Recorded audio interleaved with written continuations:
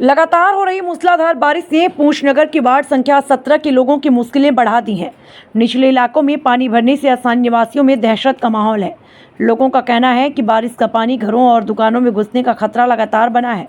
वार्डवासियों ने प्रशासन से गुहार लगाई है कि जल्द से जल्द निकासी की उचित व्यवस्था की जाए ताकि किसी बड़े हादसे को टाला जा सके।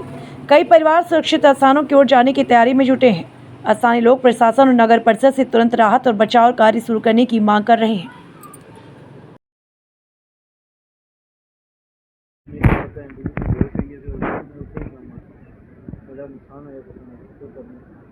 सारे बनाने पूरी उम्र लगनी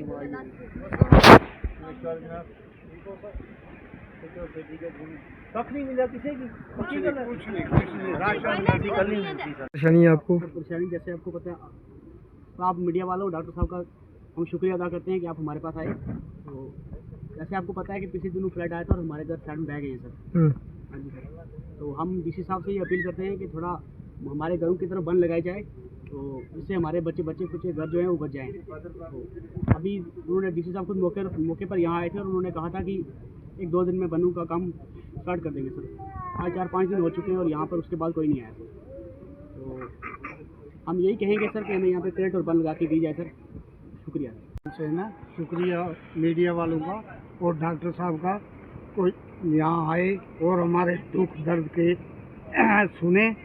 तो हम ये प्रशासन से विनती करते हैं कि हमारे यहाँ डीसी साहब भी आए थे, तो तहसीलदार साहब भी आए थे, तो उन्होंने बोला था कि आपको जल्दी क्रेट लगा के देंगे।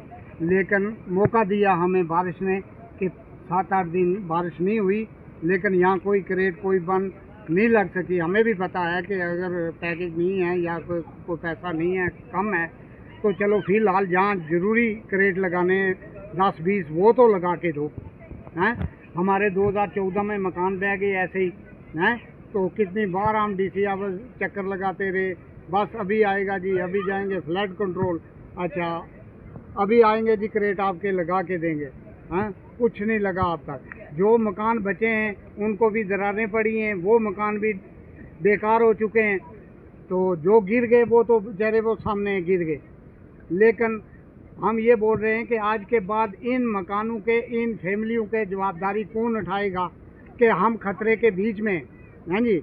आज जगह खरीदने कहीं जाओ तो 10 लाख तो 15 लाख के काम नहीं है मरला हैं, तो हम गरीब कहाँ से लाएंगे? हम जगह ही नहीं खरीद सकते अबल, तो फिर तो मकान तो दूर की बात है। तो हम यही प्रशासन से विनती करते हैं कि भाई हमारे गरीबों का सुन के तो यहाँ क्रेट लगाए जाएं, तो इस पानी को सेंटर में डवेज किया जाए।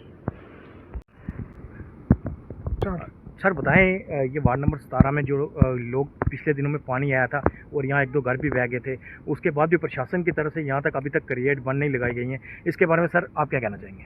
सर जैसे कि आपको पता है कि पुंछ में किस तरह से हाई अलर्ट पे कर दिया था इन्होंने, क्योंकि 2 दिन ऐसा फ्लड आया जिसकी उम्मीद शायद पुंछ वासियों ने ना की हो, और किस तरह यहाँ के 3 मकान जो हैं गिर गए।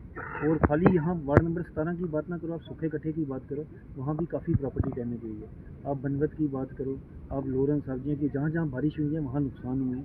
पेड़े लोगों के छतों पे गिरे हैं जिसके कारण दरारें पड़ गई हैं लोगों के घरों में।